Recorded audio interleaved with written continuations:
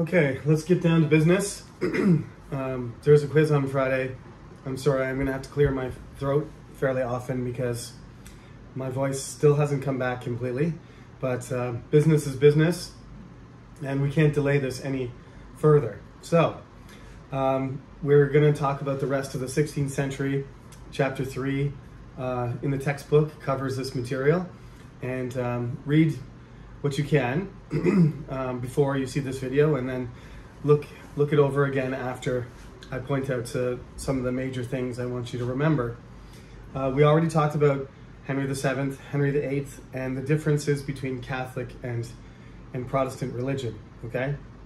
So I'm gonna try to stay away from that, just because you should have listened to that material, that information on Friday. So today I'm going to talk about the Tudors again, but this is going to be the Tudor children, the grandchildren of Henry VII, who, as I mentioned before, was a solid king. He inherited a kingdom that was in chaos. It had been in the middle of a civil war between the Lancasters and the Yorks for 30 years, and they'd changed kings multiple times, 4 times. Ending with him, and he was the last possible Lancaster heir. So if it didn't work out with him, they were going to have to find somebody else. And unfortunately, there are a lot of other descendants, especially from good old Edward III, who had 4 surviving sons, in addition to the Black Prince, who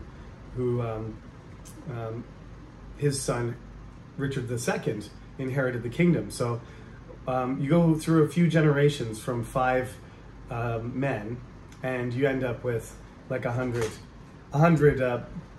possible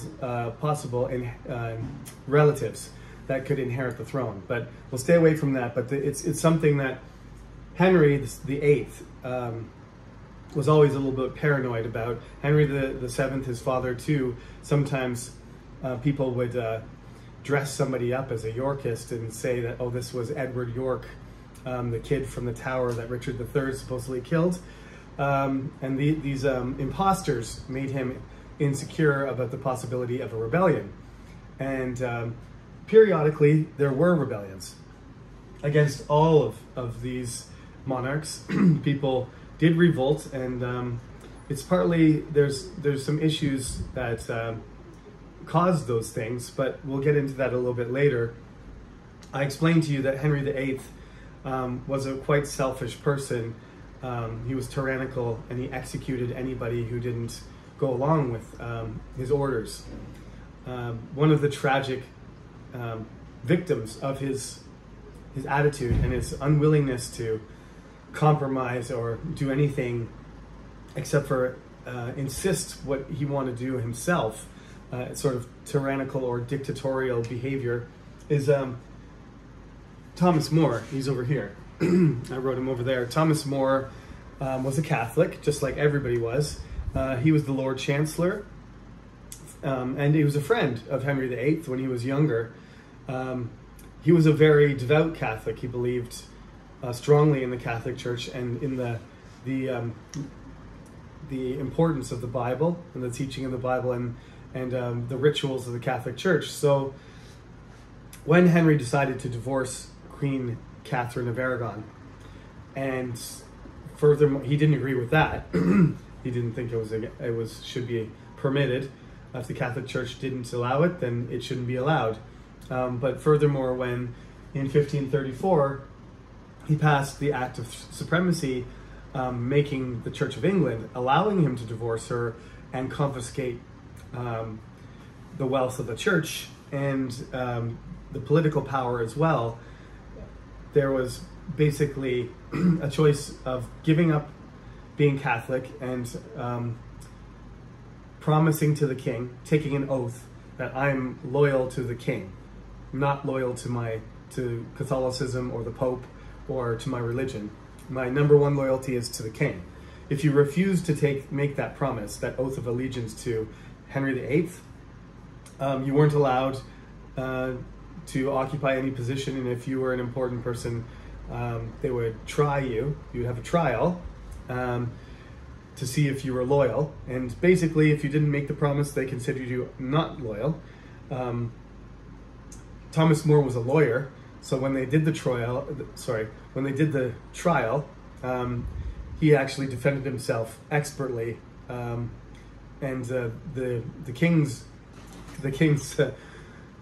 prosecutors couldn't really nail him down on being guilty of anything except for not taking the oath himself. He said, "I'm loyal to the king. I'm just not denying that I'm Catholic."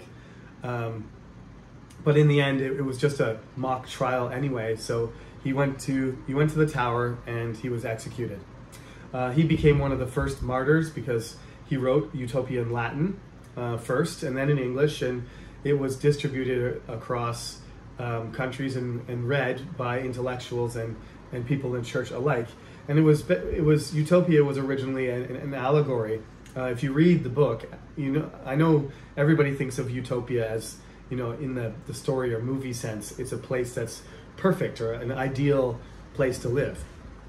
But Thomas More's ideal place was shaped suspiciously like England. It had the same contours, and there were some other aspects of it that sort of echoed England. So it was clearly an allegory, or like an alternative culture that the English might have, without a tyrannical king, without love of money and fancy clothes, and without possessions and property, just sort of a simple life of equality, without class and without hierarchy. These things are very dangerous ideas for a king, or for capitalism, or for authoritarians. These are things that even in communist countries, they don't really like regular citizens to get the idea that they're equal to, the chairman of the Communist Party, because the chairman wants to be in absolute control of the country. So it's a sort of idealism. It's not communist necessarily, but it's certainly an alternative to the hierarchical structure of the social society, the social and political society that he was living in, the ranks of wealth and power that were sort of entrenched in England.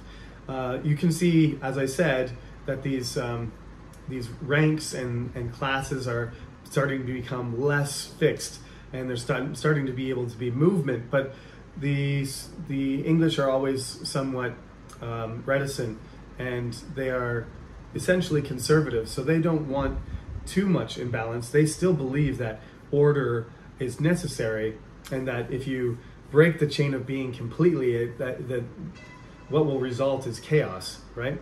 Later on in Europe, there will be people called anarchists that want to destroy all central government and dissolve it into local communities.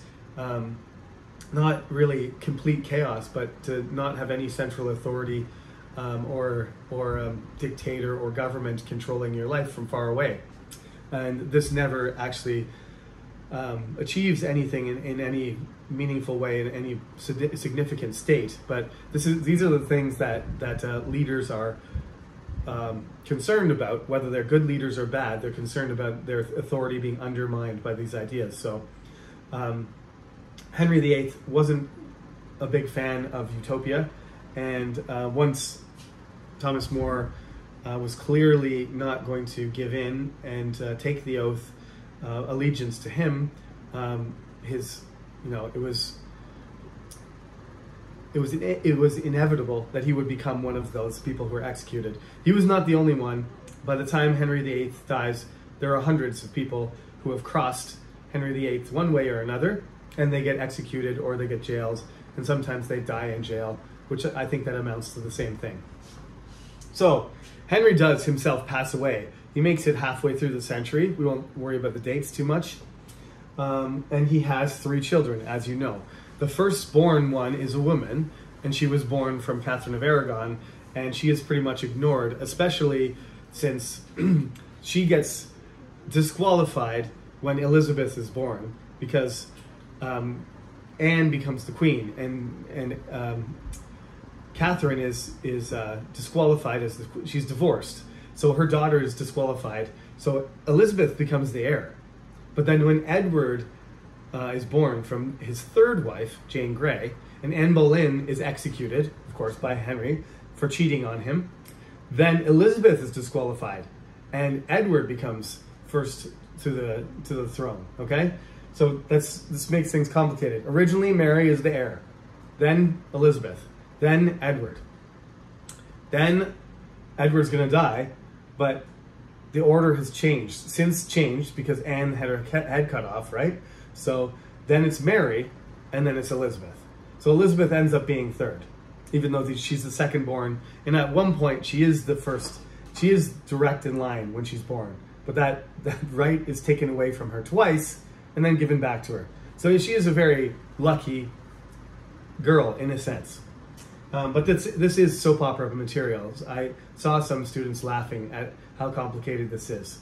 It's sort of like a Hamlet thing. I guess that's one of the buried humors of Hamlet and some of the other complicated relationships with people dying or being executed or falling in love with each other. Is that this happened in real life between the royal family and between Henry and his mistresses or his queens. So Edward, first of all, Edward was expected to be the next king from when he was born, but he was always a physically weak child. His father died when he was still young, so there was a ward. His uncle, who was related to his cousin, the cousin being related to Jane Grey's family, they ensured that he grew up with a Protestant education, and when his father passed away and he became the king, he had limited powers until he reached the age of maturity. So his custodian, his uncle, his relative, he managed to guide him and established some of the interesting things that Edward did was start some public schools and start to replace some of the functions of the church, like providing some assistance to the poor, some shelter and assistance to the poor. But mainly what he's known for is to start, it's not real public education. It just means anybody can go to it's private education, really. It's not restricted to the upper class. So they would have called it public education, but it's not free. So it's not public the way we think of it, because when we think of public education, it's the students don't have to pay for it. It's the state pays for it, right? It's paid through taxes, mostly. In this case, you would have to pay to go, but it wouldn't matter as long as somebody paid for you. It didn't matter how you got the money, as long as you paid. It didn't matter if you are a prince or a peasant, you were allowed to go to school. This enabled Shakespeare, not much longer afterwards, to go to school in Stratford, because there was a school established during this time, a good public school, where his parents had enough money to enroll him, and Shakespeare studied at it. And that was where he got most of his education. In terms of humanities education, these grammar schools, these public grammar schools, would have taught the basics of language and classics and theology and in terms of their knowledge of humanities and the classics and of philosophy and Latin and Greek. By the time they finished grammar school, they would have had a command over language similar to us, right? So similar to a university graduate of our day. They didn't split their energy into 10 different subjects. There was no PE class or biology class or physics class or math class. It was just language and reading and writing. So these grammar schools focused, they were kind of specialists in use of language. So some people think Shakespeare couldn't have written the plays just because of his background, but that grammar school, any grammar school of that level, like the one in Stratford, could have produced a very intelligent, very literate and capable writer. And that just goes to show that there's not just Shakespeare, but there's many other great writers of his generation, and they just seem to come out of nowhere. It's probably because the grammar schools were producing these people that were capable of writing poetry and drama and letters at a very high level, and they could do it for royalty who had studied, perhaps had access to better education and tutors and stuff, but hadn't studied nearly as hard as Bill Shakespeare did when he was, going over his notes and his books in preparation for a hard day of studying in Stratford-upon-Avon. So there's just a little aside about Shakespeare because that's my specialty. So what else can I say about Edward? He's young. He never made it to the age of majority, so he died without being able to assert himself and make his own mark, really. A lot of the things that were his policies were suggestions of his ward, so we don't really know what he was really like, except for he was definitely solidly Protestant, and that's important to remember, because when he dies, the crown passes to his sister, Mary, who has a very strong affinity for the Spanish still, her mother, her religion, her heritage, and doesn't have a close relationship with the English in a variety of ways. The thing that she's most concerned about, and you can imagine why she would be, because she is a serious Catholic, that she thinks that it's her responsibility to make these English Protestant dogs, if you will, these twisted animals that are going to end up going to hell, to clean them up and convert them back into Catholics, so they can live proper lives, and then they can have a chance at ascending to heaven and living good lives and loving Jesus Christ, rather than being condemned to hell and an eternity of pain. That's what she's actually concerned about. So in that sense, she's kind of she's looking out for people's interests. But these Protestant people don't believe that. So, and to them, she just looks like a bloodthirsty maniac. Any significant Protestant she can get her hands on, any powerful person who is outwardly promoting Protestantism and rejecting Catholicism, gets captured and interrogated and put on trial and forced to recant. And if they've done too many things against the Catholic Church, then they get executed, and sometimes by fire. They burn them to death. The punishment for heretics is burning or throwing people in drowning. That's what you do with people who have strayed so far from the light that they're corrupting the church. So she burned hundreds of people executed, and by burning and by other means, hundreds of people during her reign. So she gets the great moniker, the great nickname, Bloody Mary. That's because she killed so many Protestant people during her short reign, because she also becomes sick. She does get married to her cousin from Spain, Philip, but he never actually comes to England, and the English definitely don't want a Spanish Catholic king telling them what to do. So she's frustrated in that sense too, is that she's married to somebody and she wants to have a child so that her line can continue and do her work as a Catholic queen, but she doesn't really have a chance. She's getting older and she doesn't really have a chance to have a child, and then she has a couple kind of false pregnancies where she thinks she's pregnant, but she ends up getting sick instead and dying of a bowel disease, some sort of infection in her stomach. Might have been cancer. And so she is on her deathbed, and meanwhile Elizabeth has been in the Tower of London for a long time, ever since her sister was on the throne and wanted to keep an eye on her. She's put her up in the throne. She's quite a bit younger than Mary is. I think she's around 25 when Mary dies. So she's been in there since she was in her teens.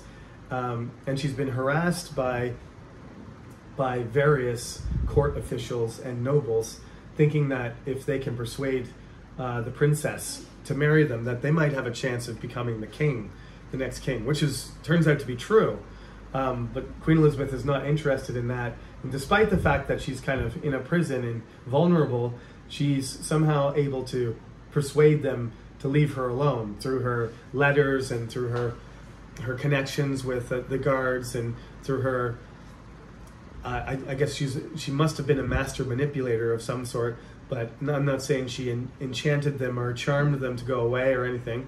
She didn't use any magic, but she just had a way of commanding people and persuading people to do what she wanted. And this ability to manipulate other people is the reason why, when she is released, the day of Mary's death, I believe she dies in the morning, and then they go and let the future queen, Princess Elizabeth, out of the tower, and she ends up processing to her coronation later on, that they accept her because she's immediately making alliances and friends, and gathering supporters and feeling out the political situation.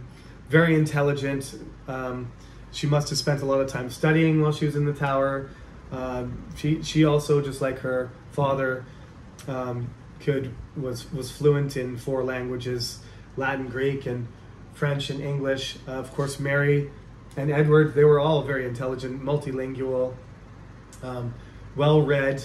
Some of them could compose music, and some of them were good at translation, and all of them were fairly good at sports. Even the women were said to be very healthy, and despite the fact that they contracted diseases, Edward wasn't into sports at all because he had a weak constitution.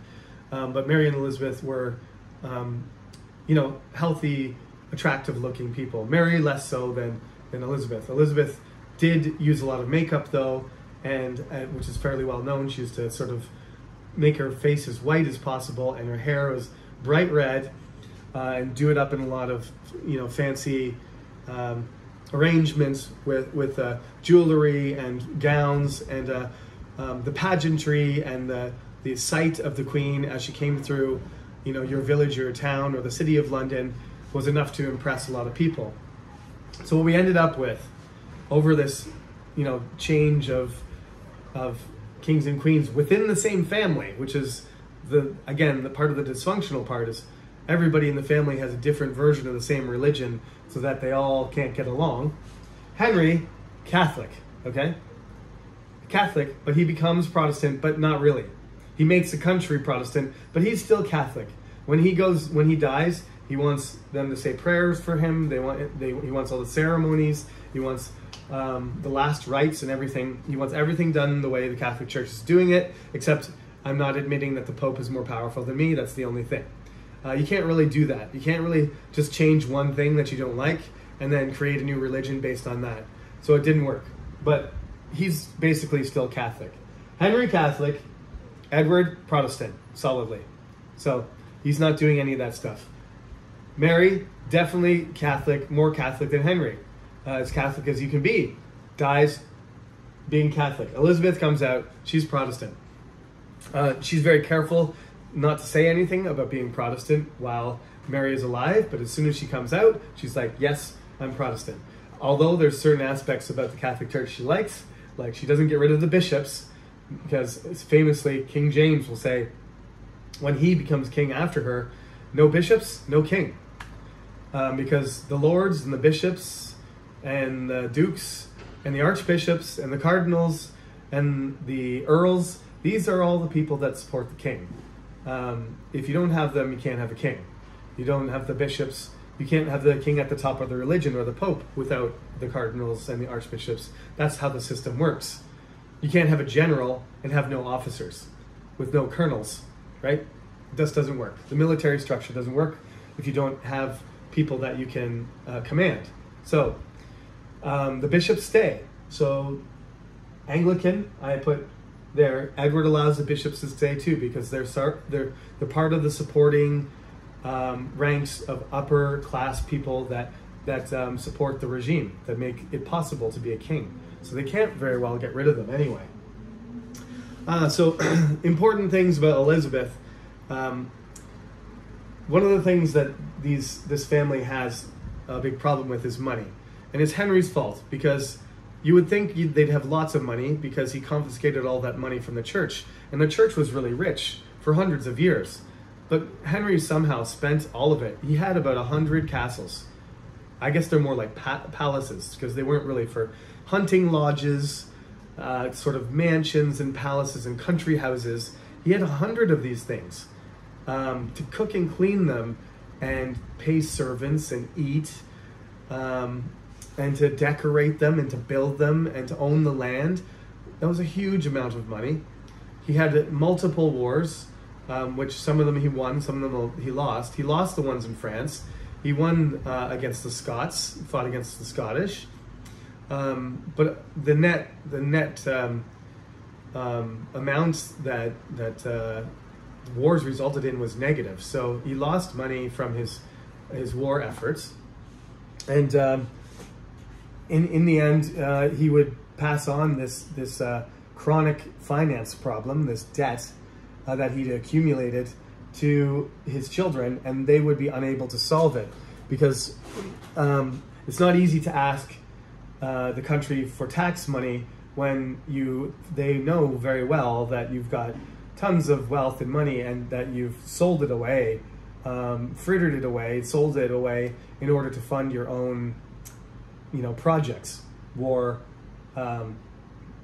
having multiple wives, traveling across the countryside, partying, hunting, and seeing mistresses in your various palaces.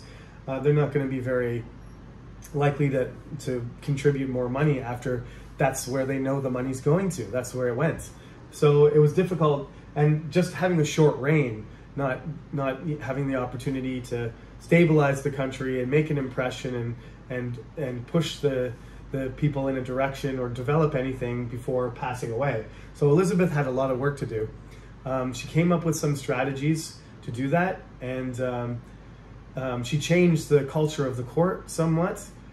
She was one of the most important leaders. I sometimes am tempted to give her a better title, like Queen Elizabeth the Great, rather than just Queen Elizabeth I, because certainly she affects all parts of English culture and future British culture, and she sort of molds the culture into what she needs it to be in order for her to survive as a leader, but also for the country to survive against some pretty intimidating crises. She has to navigate carefully through all kinds of problems. She's supposed to get married, but she seems to have little desire in actually getting married.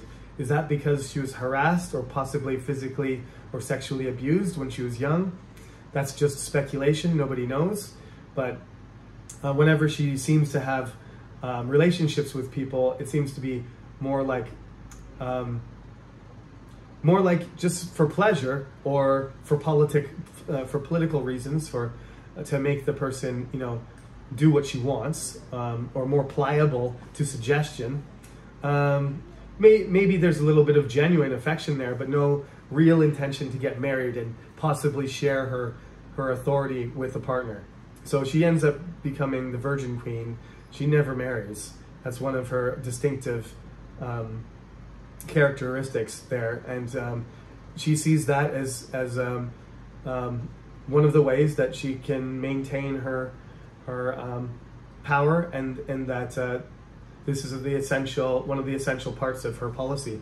That if she were to give up any part of her hold over the kingdom, that it would might be catastrophic for her ability to lead. As long as she presents herself as this untouchable Virgin Queen who's married to the state. Queen Mary says the same thing. They're all Tudors. It's not surprising they say similar things sometimes, because they are sisters. But Queen Mary used to say, I'm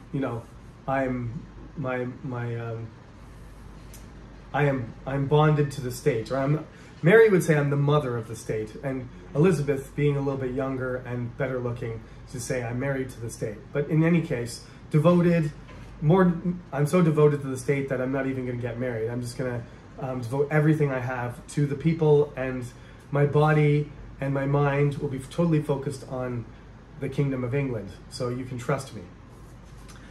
Okay, so we got to talk about a few other things. We'll do that in part 2, but I'll get this one wrapped up and uploaded so that you can watch it and then watch the second one later. Thank you for understanding my illness over the last week and my inability to upload. This one will be tagged under week 6, and the next one will be tagged under week 7, and then of course the quiz will be on Friday, which is the beginning of week 8. 2 weeks from 1 week from Friday, we have the midterm exam. So let's get this done, and make sure, as I said, look over your notes and read chapter 3 in preparation for this quiz. I'll see you again soon in part 2.